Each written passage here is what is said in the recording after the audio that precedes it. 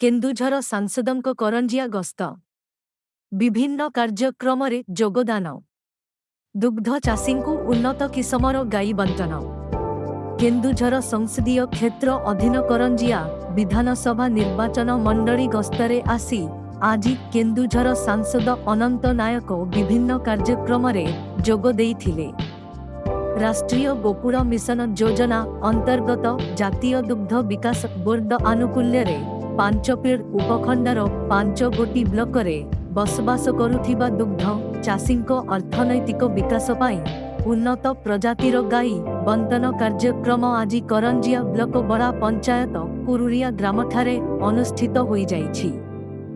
एही कार्यक्रम रे मुख्य अतिथि भावे केन्दुझर सांसद श्री नायक जोगदान करिथिबा बेले अन्य अतिथि मानक मध्यरे कृषक मोर्चा जिला सभापति मदन मोहन महांत, जातीय दुग्ध विकास बोर्ड आंचलिक मुख्य दक्षिण डॉक्टर हरिशंकर, राज्य मुख्य डॉक्टर श्याम सुंदर त्रिपाठी, जातीय दुग्ध विकास बोर्ड जिला संयोजक प्रकाश देवता, बड़ा पंचायत सरपंच स्मिता नायक, गोकुल मिशन योजना संयोजक लिंगराज महांत, सांसद प्रतिनिधि आशीष महांत, कृपा सिंधु महांत प्रमुख जोग देइथिले।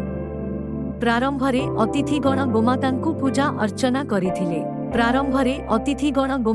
पूजा अर्चना करिथिले। जेउ चाषी माने एही गाई घरकु नेई पालन करिबे सेमानंकु एही गोमातांको उपयुक्त रक्षणाबेक्षण करिबाकु मुख्य अतिथि सांसद श्री नायक निवेदन करिथिले। सूचनायोग्य जे एही योजना रे उपखंडर 500 जन दुग्ध चाषींकु गुजरातर आनंद सहररु आसीथिबा उन्नत प्रजातिर गिर ओ साइन गाई बंटन कराजिबाकु स्थिर होइथिला।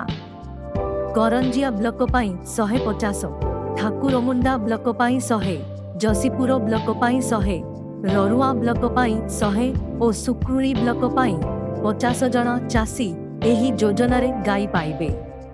तेबे आज प्रथम दिन रे उन्नत प्रजातिर गाई पाइथिबा 25 जन चाषी उभय केंद्र और राज्य सरकारंकु कृतज्ञता जनाइछंती। सेहीपरि सांसद श्री नायक आज करंजिया ब्लॉक कुळीपोसी पंचायत रुडंग ग्राम ठारे आयुष्मान कार्ड बंटन करिबा सहित रश्मतड़ा ग्राम ठारे दलीय कार्यकर्तांको सहित प्रधानमंत्रींको मान की बात कार्यक्रम रे जोग देइथिले।